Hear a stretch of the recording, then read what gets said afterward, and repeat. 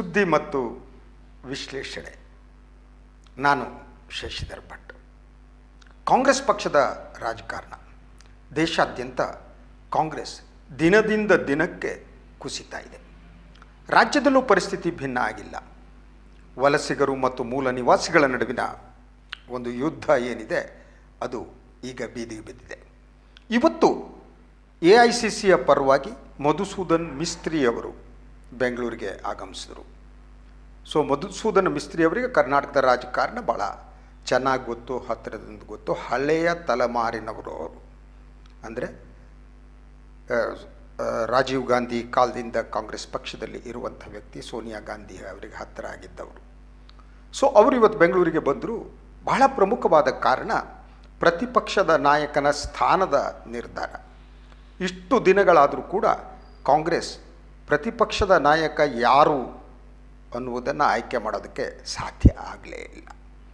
ಇವತ್ತು ಬಂದು ಅವರು ಖಾಸಗಿ ಹೋಟೆಲ್ನಲ್ಲಿ ಕಾಂಗ್ರೆಸ್ನ ನಾಯಕರುಗಳ ಜೊತೆ ಮಾತುಕತೆ ನಡೆಸಿದರು.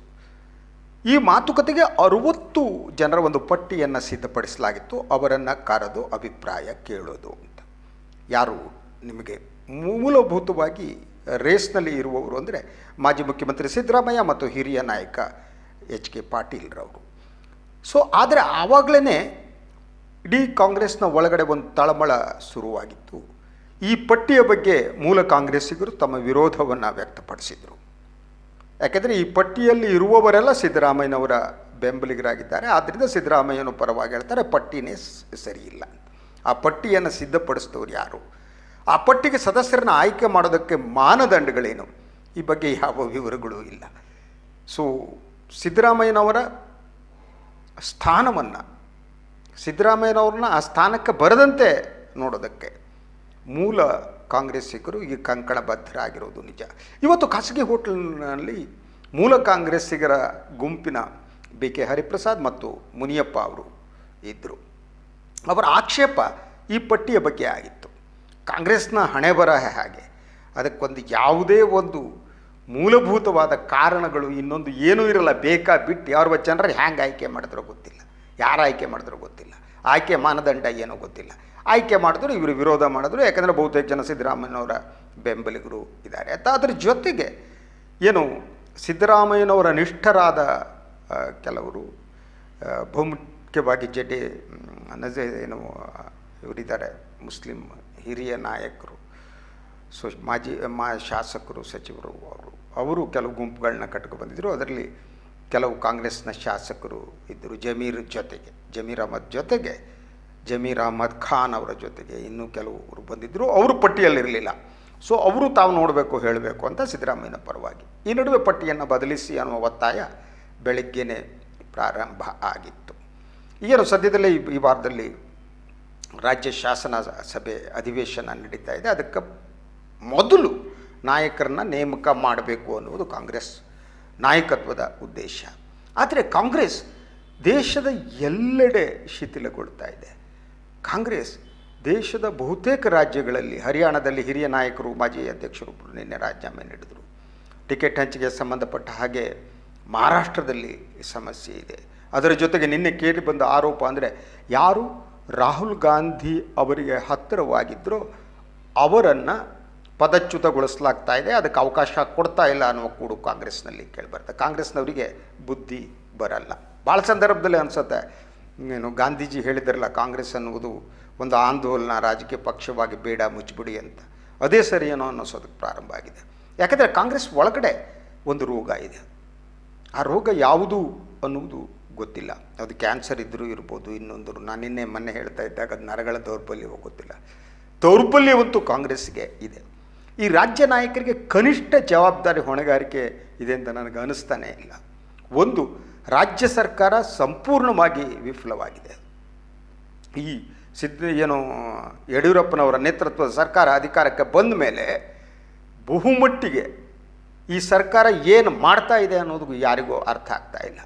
ಯಡಿಯೂರಪ್ಪನವರು ಅಲ್ಲಿ ಇಲ್ಲಿ ಓಡಾಡ್ತಾರೆ, ಹೇಳಿಕೆ ಕೊಡ್ತಾರೆ. ಅದು ಬಿಟ್ಟರೆ ಶಿಕ್ಷಣ ಸಚಿವ ಸುರೇಶ್ ಕುಮಾರ್ ಅಲ್ಲಿ ಇಲ್ಲಿ ಓಡಾಡ್ತಾರೆ, ಕಂದಾಯ ಸಚಿವರು ಹೇಳಿಕೆ ಕೊಡ್ತಾರೆ. ಬಹುತೇಕ ಎಲ್ಲರೂ ರಾಜಕೀಯ ಹೇಳಿಕೆಗಳಲ್ಲಿ ನಿರತರಾಗಿದ್ದಾರೆ ಹೊರತು ಪ್ರವಾಹ ಪರಿಸ್ಥಿತಿ, ಅದರ ಪರಿಣಾಮಗಳು, ಜನ ಮನೆ ಮಠ ಕಳೆದುಕೊಂಡು ಬೀದಿಗೆ ಬಿದ್ದಿದ್ದು, ಅನ್ನ ಇಲ್ಲದೆ ಇರುವುದು, ಗಂಧಿಕೇಜಗಳು ಮುಚ್ಚಿ ಹೋಗಿರುವುದು, ಜನರಿಗೆ ಆಶ್ವಾಸನೆ ನೀಡಿದಂತೆ ಪರಿಹಾರ ಕೊಡೋದಕ್ಕೆ ಸಾಧ್ಯ ಆಗದೇ ಇರೋದು, ಕೇಂದ್ರ ಸರ್ಕಾರ 1200 ಕೋಟಿ ರೂಪಾಯಿ ಕೊಟ್ಟಿದೆ ಅಂತಂದರೂ ಅದು ಹಳೆಯ ಲೆಕ್ಕಾಚಾರ, ಅದು ಇದು ಅಂತ ಹೇಳ್ಬಿಟ್ಟು ಎಷ್ಟು ಹಣ ಬರುತ್ತೆ ಗೊತ್ತಿಲ್ಲ. ಇಂಥ ಸ್ಥಿತಿಯಲ್ಲಿ ಒಂದು ಕಡೆ ಸರ್ಕಾರ ವಿಫಲ ಆಗಿದೆ. ಆ ಸರ್ಕಾರವನ್ನು ಎಚ್ಚರಿಸುವ ಕೆಲಸವನ್ನು ಕೂಡ ಕಾಂಗ್ರೆಸ್ಸಿಗರು ಮಾಡ್ತಾ ಇಲ್ಲ. ಅಲ್ಲಿ ಪ್ರವಾಸ ಮಾಡ್ತಾರೆ. ಸಿದ್ದರಾಮಯ್ಯನವರೆಲ್ಲ ಚಿಕ್ಕಮಗಳೂರು ದಿನ ಹೋಗಿದ್ದರು, ಬಂದರು, ತಹಶೀಲ್ದಾರ್ ಬಂದಿಲ್ಲ ಅಂತ ಗಲಾಟೆ ಮಾಡಿ ಬಂದರು, ಇನ್ನೆಲ್ಲೋ ಹೋದರು ಬಂದರು. ನಾನು ಹೇಳೋದು, ಒಂದು ಸಾಮೂಹಿಕವಾಗಿ ಕಾಂಗ್ರೆಸ್ ಪಕ್ಷಕ್ಕೆ ಪ್ರತಿಪಕ್ಷವಾಗಿ ಯಾಕೆ ಕೆಲಸ ಮಾಡೋದಕ್ಕೆ ಸಾಧ್ಯ ಆಗ್ತಾ ಇಲ್ಲ? ಆಡಳಿತ ಪಕ್ಷದ ವೈಫಲ್ಯವನ್ನು ತಂದು ಬೀದಿಗೆ ಹಾಕೋದಕ್ಕೆ ಇವರಿಗೆ ಯಾಕೆ ಸಾಧ್ಯ ಆಗ್ತಾ ಇಲ್ಲ? ಇನ್ನೂ ಕೂಡ ಅಧಿಕಾರದ ಅಮಲು ಮತ್ತು ಇರುವ ಅಧಿಕಾರವನ್ನು ಕಸ್ಕೋಬೇಕು ಅನ್ನುವ ಮನಸ್ಥಿತಿಯಿಂದ ಇವರು ಯಾಕೆ ಹೊರಗೆ ಬರ್ತಾ ಇಲ್ಲ? ಇದು ಪ್ರಶ್ನೆಗಳು. ಯಾಕೆಂದರೆ ಜನತಂತ್ರ ವ್ಯವಸ್ಥೆಯಲ್ಲಿ ಆಡಳಿತ ಪಕ್ಷಕ್ಕೆ ಎಷ್ಟು ಮಹತ್ವ ಇದೆಯೋ ಪ್ರತಿಪಕ್ಷಕ್ಕೂ ಕೂಡ ಅಷ್ಟು ಮಹತ್ವ ಇದೆ. ಪ್ರತಿಪಕ್ಷದ ಹೊಣೆಗಾರಿಕೆ ಕೆಲವು ಸಂದರ್ಭದಲ್ಲಿ ಆಡಳಿತ ಪಕ್ಷದ ಹೊಣೆಗಾರಿಕೆಗಿಂತ ದೊಡ್ಡದು. ಸರ್ಕಾರಕ್ಕೆ ನೀವು ಬಾರ್ಕೋಲ್ ಹಿಡಿದು ಚಾಟಿಯನ್ನು ಹಿಡಿದು ಹೊಡೆದು ಎಬ್ಬರಿಸಬೇಕು, ಅದು ರಾಜಕಾರಣ, ಅದು ಮಾಡಬೇಕಾದ ಕೆಲಸ. ಆದರೆ ಕಾಂಗ್ರೆಸ್ ಮಾಡ್ತಾ ಇಲ್ಲ. ವಲಸಿಗರು ಮತ್ತು ಮೂಲ ನಿವಾಸಿಗಳ ಸಮಸ್ಯೆ ಇನ್ನಷ್ಟು ಜಾಸ್ತಿ ಆಗ್ತಾ ಇದೆ. ಇದಕ್ಕೆ ಇಬ್ಬರು ಕಾಂಟ್ರಿಬ್ಯೂಷನ್ನು ಇದೆ. ವಲಸಿಗರ ಕಾಂಟ್ರಿಬ್ಯೂಷನ್ನು ಇದೆ, ಈ ಕಡೆ ಮೂಲ ನಿವಾಸಿಗಳ ಕಾಂಟ್ರಿಬ್ಯೂಷನ್ನು ಇದೆ. ಮೂಲ ನಿವಾಸಿಗಳ ಪರವಾಗಿ ಯಾರು ಬಹಿರಂಗವಾಗಿ ಮಾತನಾಡ್ತಾರೆ, ಬಿ ಕೆ ಹರಿಪ್ರಸಾದ್ ಅವರು ಮತ್ತು ಸಿದ್ದರಾಮಯ್ಯನವರ ಸಂಬಂಧ ಕೆಟ್ಟು ಯಾವುದೋ ಕಾಲ ಆಗಿದೆ.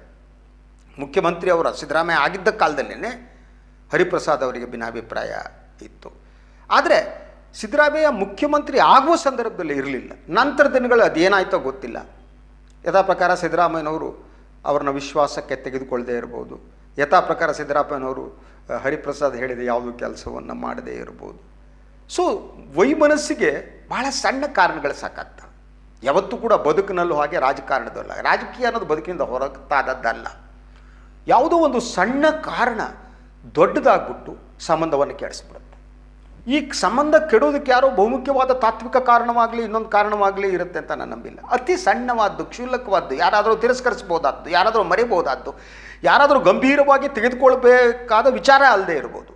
ಅದೇ ಮುಖ್ಯ ಅನ್ಸಕ್ಕೆ ಪ್ರಾರಂಭ ಆಗ್ಬಿಡುತ್ತೆ. ಅದು ಮನುಷ್ಯನ ಮನಸ್ಸು ಕೆಲಸ ಮಾಡುವ ವಿಧಾನ. ಅಂದರೆ ಈ ಮೂಲ ನಿವಾಸಿಗಳು ಮತ್ತು ಯಾರು ವಲಸಿಗರಿದ್ದಾರೆ ಅವ್ರ ನಡುವೆ ಇರುವ ಗ್ಯಾಪನ್ನು ಮುಚ್ಚುವ ಕೆಲಸ ನಡೆದೇ ಇಲ್ಲ, ಆಗಲೇ ಇಲ್ಲ. ಸೊ ಮೂಲ ನಿವಾಸಿಗಳಿಗೆ ಮೊದಲಿನಿಂದ ಸಿದ್ದರಾಮಯ್ಯನವ್ರ ಬಗ್ಗೆ ಒಂದು ರೀತಿಯ ಅಸಹನೆ ಇತ್ತು.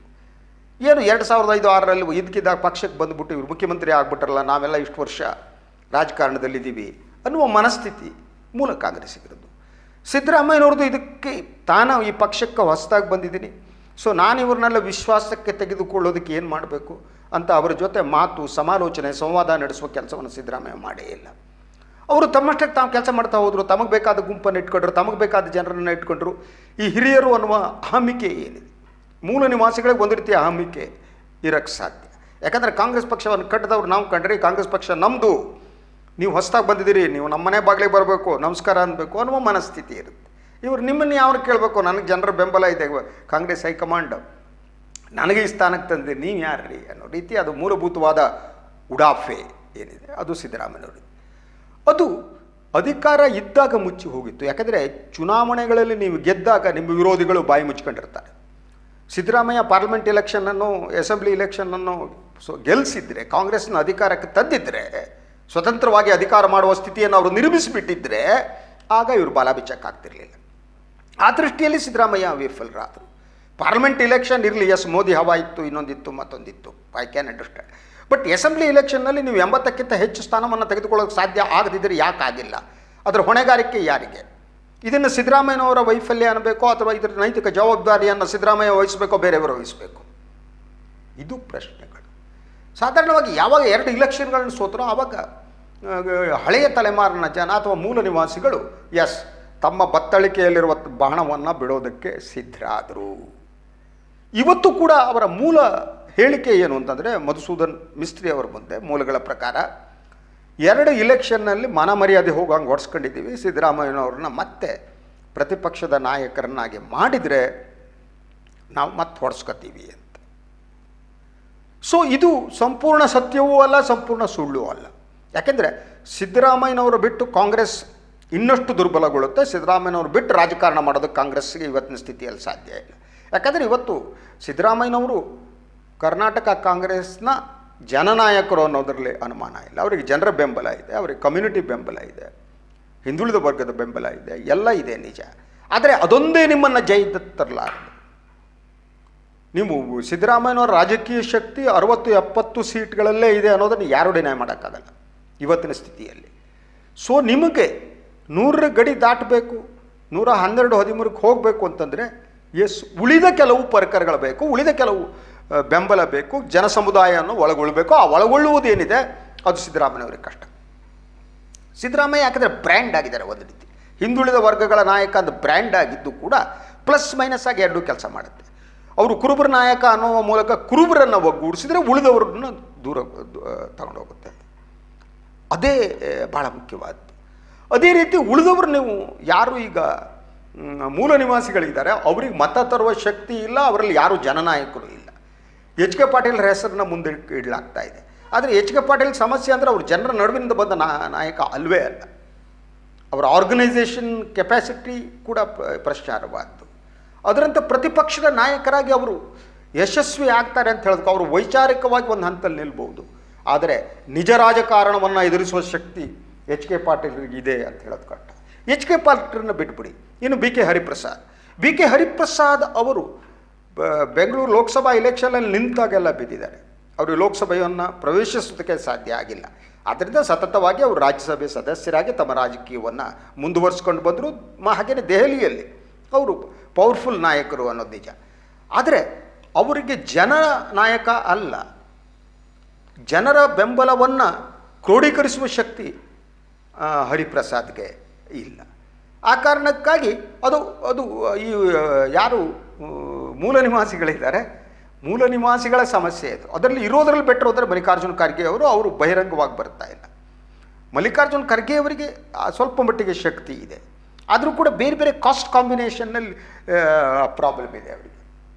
ಅವರು ದಲಿತ ನಾಯಕರಾಗಿರುವುದರಿಂದ ಅವರಿಗೆ ಉಳಿದ ಜನ ಸಮುದಾಯಗಳ ಬೆಂಬಲವನ್ನು ಕ್ರೋಢೀಕರಿಸೋದು ವೈಯಕ್ತಿಕವಾಗಿ ಕಷ್ಟ. As a party as you can do it, will have to add something.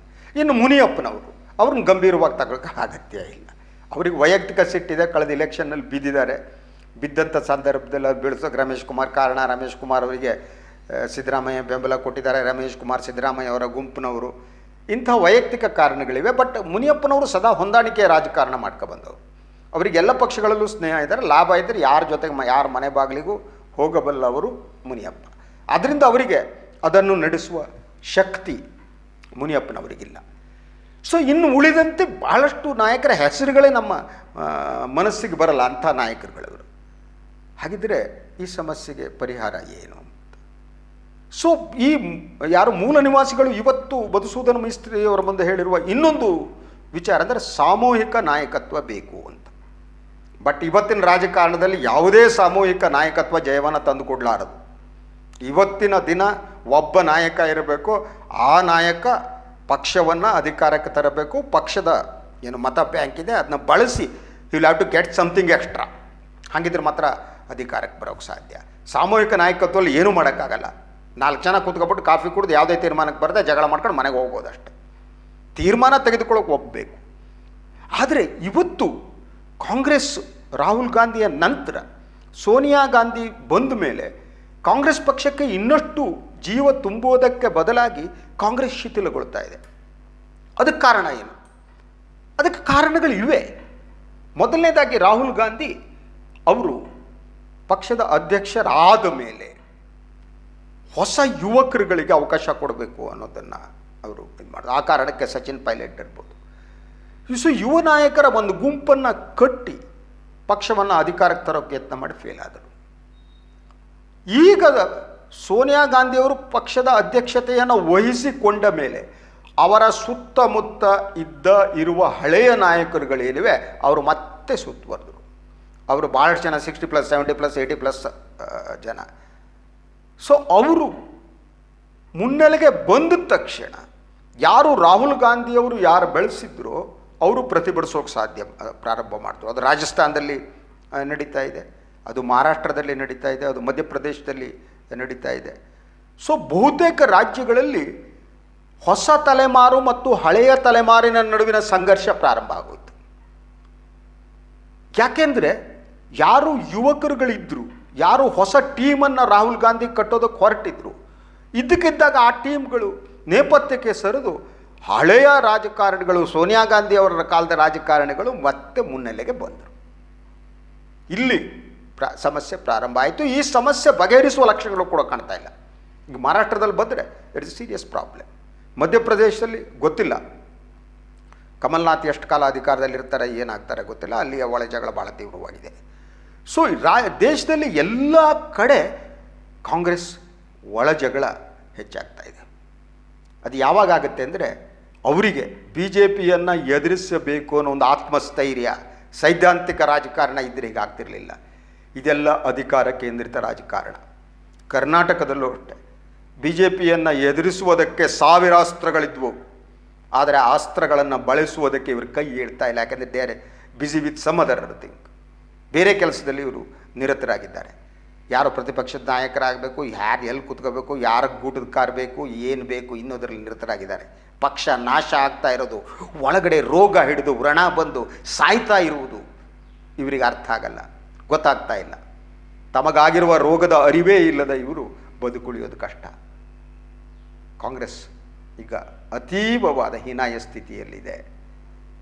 ಈ ರಾಜ್ಯದಲ್ಲಿರುವ ಯಡಿಯೂರಪ್ಪ ನೇತೃತ್ವದ ಸರ್ಕಾರ ನಿಷ್ಕ್ರಿಯವಾಗಿ ಮಾಡಬಾರ್ದನ್ನು ಮಾಡೋದಕ್ಕೆ, ಆ ಕ್ಯಾಬಿನೆಟ್ ಎಕ್ಸ್ಪಾನ್ಷನ್ ಮಾಡೋದಕ್ಕೆ ಸಾಧ್ಯ ಆಗಿದೆ.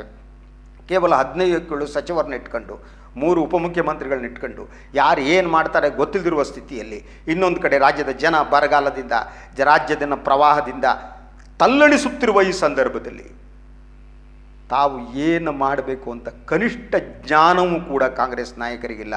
ಇದು ತುಂಬ ದುಃಖಕರವಾದ್ದು. ನೋಡೋಣ ನೆಕ್ಸ್ಟ್ ಏನು ಬೆಳವಣಿಗೆ ಆಗುತ್ತೆ. ಆ ಬೆಳವಣಿಗೆಗೆ ಮತ್ತೆ ಬರ್ತೀನಿ. ನಮಸ್ಕಾರ.